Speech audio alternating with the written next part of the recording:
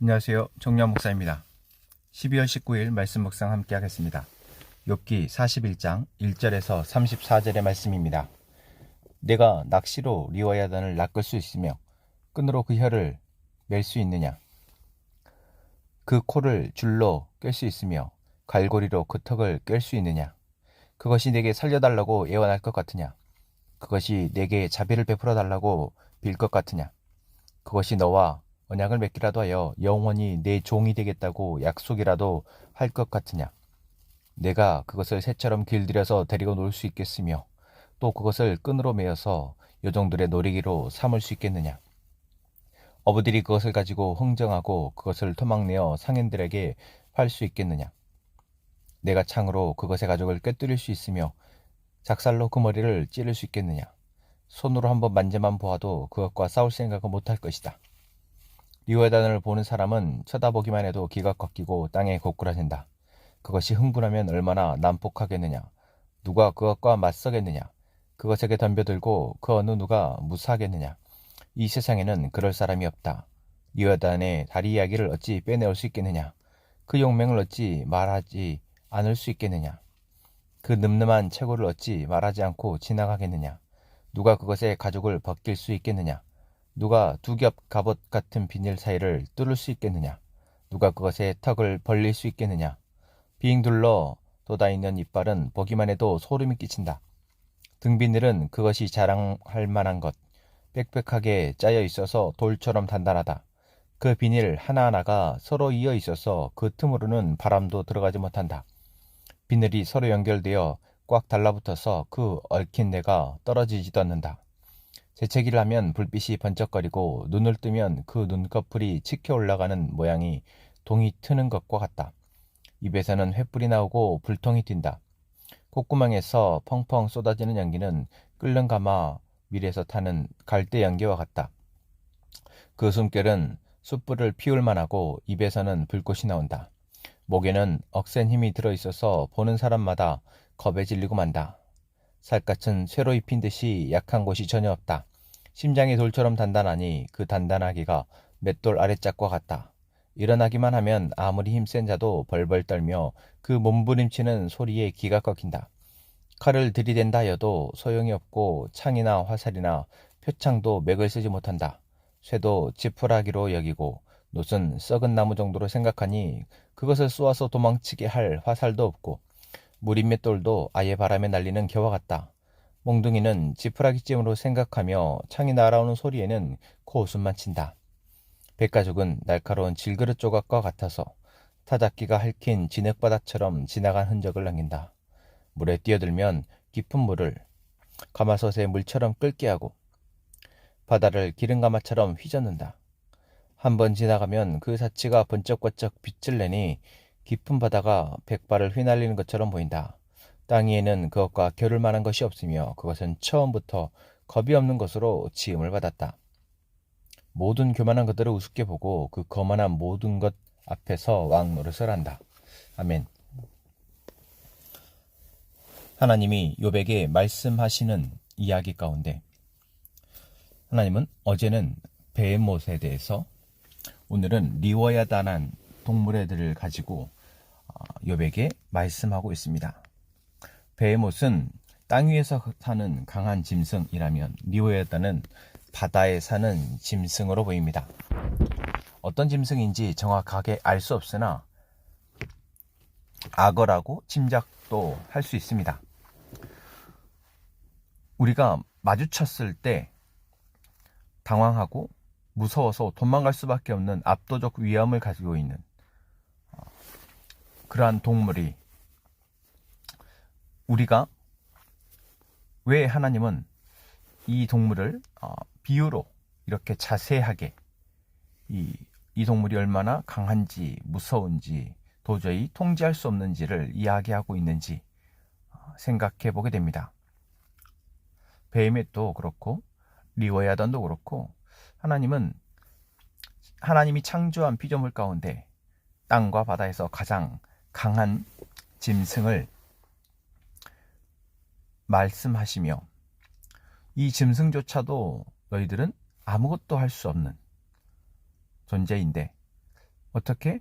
이 짐승을 창조한, 온 세상을 창조한 하나님에 대해서 너희들이 간음하려고 하고 하나님에 대해서 판단하고 평가하려고 하느냐? 그 하나님께 대하여 하나님의 계획을 의심하려 하고 하나님께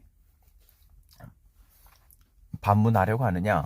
하나님은 지금 묻고 있는 것입니다. 어제도 말씀드렸지만 베헤못도 리워야단도 결국 우리가 처한 상황 또는 우리가 바라고 원하는 어떠한 소망과 맞닿아 있습니다.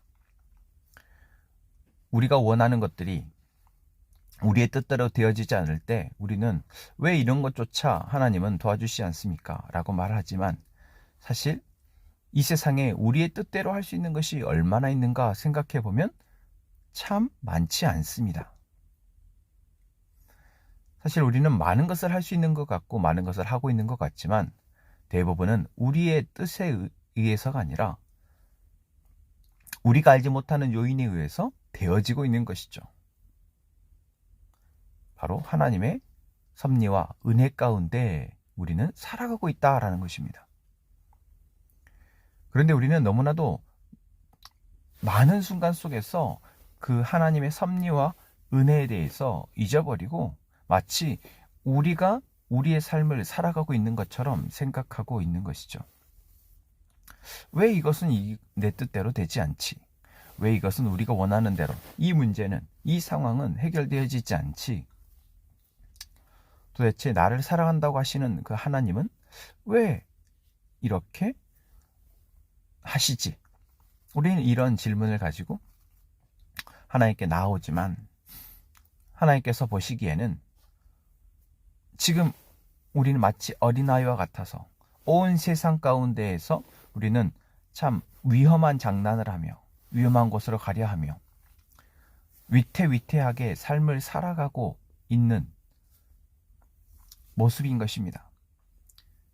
그러한 우리를 하나님은 계속해서 지켜보시며 인도하시고 우리를 이끌어가고자 하시는 것이죠. 하나님의 섭리 가운데에서 우리를 인도해 가시고 하나님의 은혜를 통해서 우리를 보호하시고 지켜가고 계시는 것입니다. 그 사실을 잊지 말라 오늘 말씀하고 있는 것입니다. 우리는 우리가 대단한 존재인 것 같지만 사실 이 세상 가운데 어떤 것도 우리의 뜻대로 할 수 없는 참 연약한 존재임을 잊지 말라는 것입니다. 내 손도, 내 발도, 내 눈도, 내 입도 사실 지금 내가 내 뜻대로 움직이고 있으니 내 것이라고 생각하고 내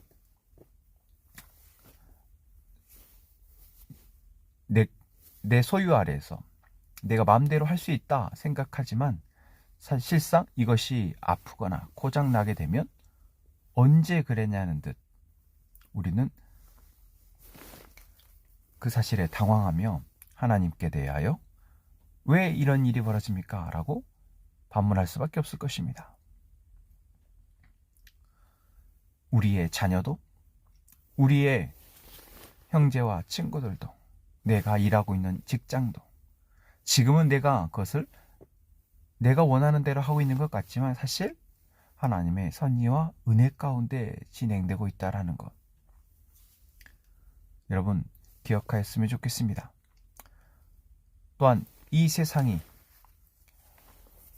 도대체 우리가 감당할 수 없고 너무나도 두렵고 힘들다라고만 생각하는데 또한 하나님께서는 이 리워야단이 세상의 모든 교만한 것들을 우습게 보고 거만한 모든 것 앞에서 왕노를 타는 존재라고 표현하시는데 바로 우리가 두려워하고 우리가 염려하고 걱정하는 이 세상의 모든 존재가 또는 어떤 상황들이 바로 하나님의 주권 아래에 있음을 이야기하시며 우리에게 염려하고 걱정하지 말라 또한 말씀하고 계시는 것입니다.